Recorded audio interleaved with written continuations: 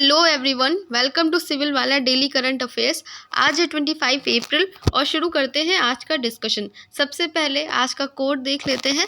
Speak 5 lines to yourself every morning. God is always with me. Today is my day. I am winner. I am the best. I can do it. तो ये हमारे पूर्व राष्ट्रपति APJ Abdul Kalam की lines हैं। ये जो भी 5 लाइन्स हैं हमें हर दिन खुद से बोलनी चाहिए, तो ये जो डीमोटिवेशन और एनग्जाइटी वाली जो सिचुएशन रहती है वो नहीं आएगी। क्योंकि सबसे इम्पॉर्टेंट ये है खुद पे भरोसा करना।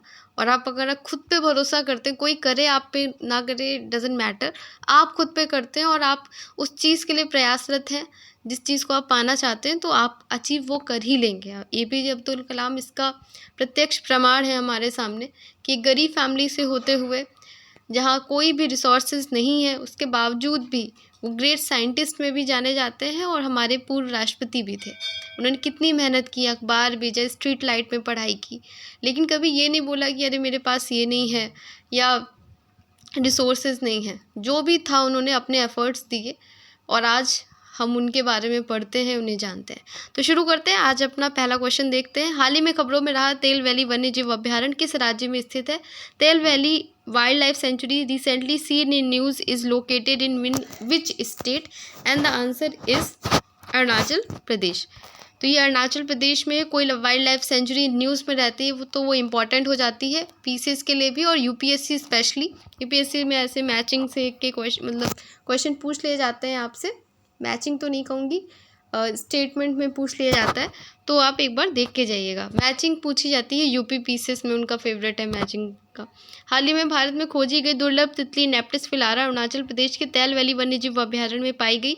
इसे लंबी धारे वाले नाविक के रूप में जाना जाता है। इसके दांतेदार पंख ऊपर गहरे भूरे काले और नीचे पीले भूरे रंग के होते हैं। पूर्वी एशिया का मूल निवासी है। तो यहाँ पे आपसे चेंज कर देंगे कहाँ पे पाया जाता है। ये सदाबहार जंगलों, नदी वनस्पतियों, चट्टानी नदियों के में पाया जाता है और इसका निवास स्थान पूर्वी साइबेरिया, कोरिया, जापान, मध्य और दक्षिण एशिया, पश्चिम चीन तक फैला हुआ है। और ये भारत में इस प्रजाति को पहली बार देखा गया है। तो ये कोई भी स्पीशीज़ इन न्यूज़ रहती है, कोई वाइल्ड लाइफ सेंचुरी न्यूज़ में रहती है, तो वो इंपॉर्टेंट हो जाती है। हाल ही में किस संगठन ने विश्व सैन्य व्यय रुझान 2023 रिपोर्ट जारी की? Recently which organization release the trends in world military expenditure 2023 report?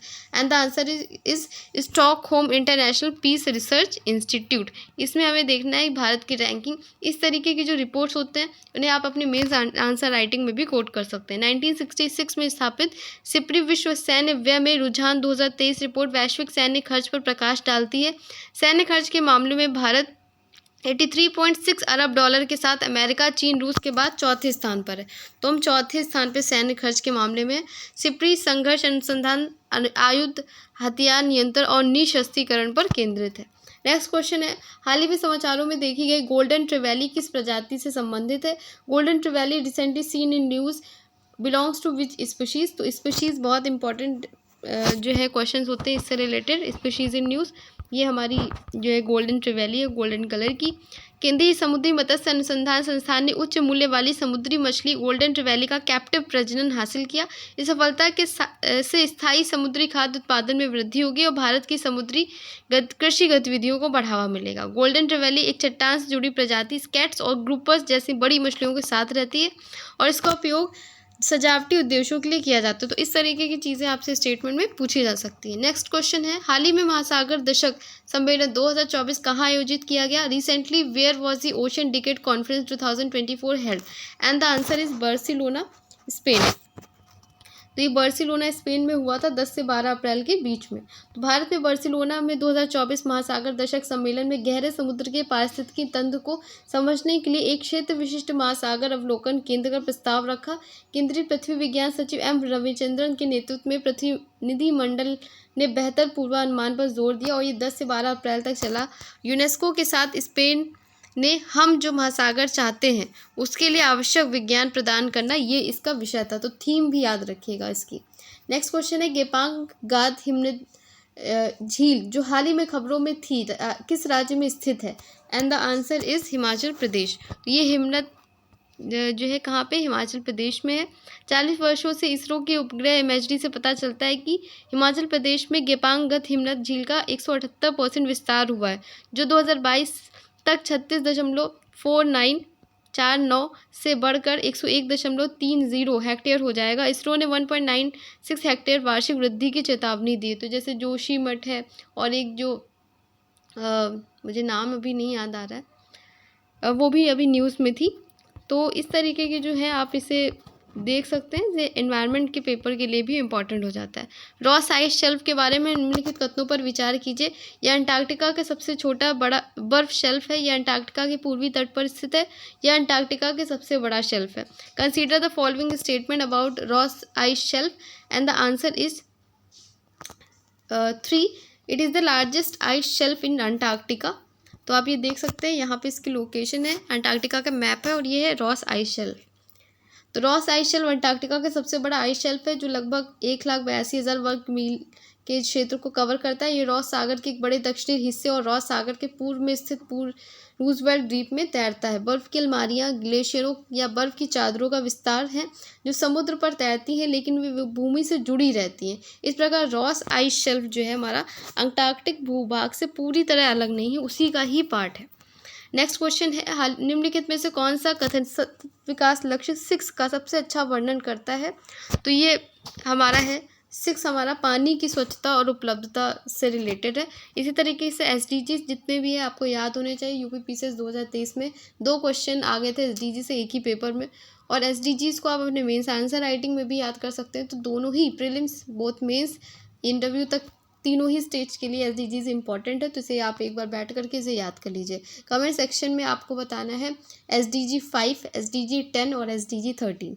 सतत विकास लक्ष्य 6 सभी के लिए स्वच्छ जल और स्वच्छता प्राप्त करने के महत्व की घोषणा करता है। ये पूर्व सहस्राब्दी विकास लक्ष्यों को सफल बनाने के लिए संयुक्त राष्ट्र महासभा द्वारा स्थापित सतत विकास लक्ष्यों में से एक है। नेक्स्ट क्वेश्चन है, समाचारों में कभी कभी उल्लेखित शब्द mpox, the term mpox sometimes mentioned in news is, क्या है ये हमारा है DNA वायरस। तो कोई वायरस न्यूज़ में रहता है तो इम्पॉर्टेंट हो जाता है दोनों ही एग्ज़ाम के लिए, ठीक है।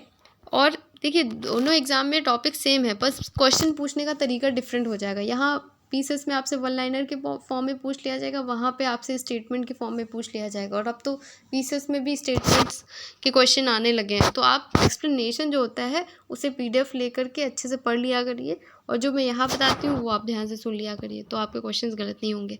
एमपॉक्स एक DNA वायरस एक अद्वितीय विकासवादी रणनीति प्रदर्शित करता है, जिसे जीनोमिक अकॉर्डियन के रूप में जाना जाता है। इसमें इसके जीनोम का विस्तार और संकुचन शामिल है। शोधकर्ताओं ने जीनोम के 4 किलोबेस खंडों की पहचान की, जिन्हें पहले महत्वहीन माना जाता था, जो मानव से मानव संचरण, ठीक है, मानव से मानव संचरण और विकासवादी अनुकूलनशीलता के लिए महत्वपूर्ण थे। तो mpox DNA virus exhibits a unique evolutionary strategy known as the genomic accordion involving expansion and contractions of its genome।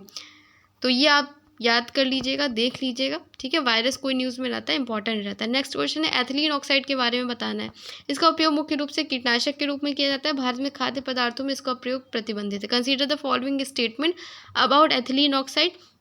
It is primarily used as an insecticide, it is banned for use in food items in India. तो अभी ये news में दोनों ही statement हमारे सही है। MDH मसाले के ऊपर जो है ये क्वेश्चन बना।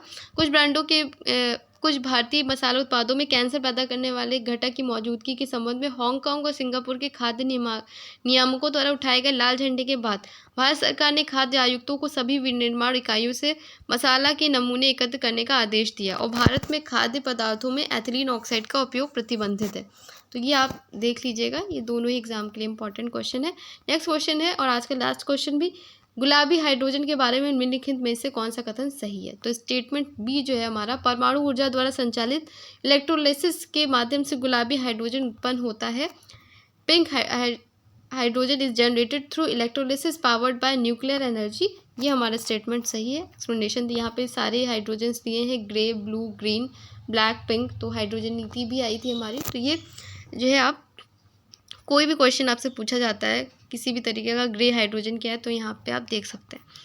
भारत परमाणु क्षेत्र में निजी निवेश की अनुमति देने के लिए परमाणु ऊर्जा अधिनियम 1962 में संशोधन करने पर विचार कर रहा है, जिसका उद्देश्य परमाणु क्षमता को बढ़ावा देना, स्वच्छ ऊर्जा पहल, विशेष रूप से हाइड्रोजन को बढ़ावा देना है।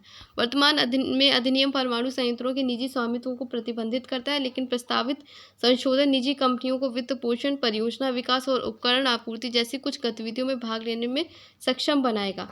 गुलाबी हाइड्रोजन उत्पाद जो परमाणु ऊर्जा द्वारा संचालित इलेक्ट्रोलिसिस के माध्यम से उत्पन्न होता है। तो ये आज के 10 क्वेश्चंस थे। आज का टेस्ट क्वेश्चन देख लेते हैं और रिवीजन क्वेश्चन भी देख लेते हैं।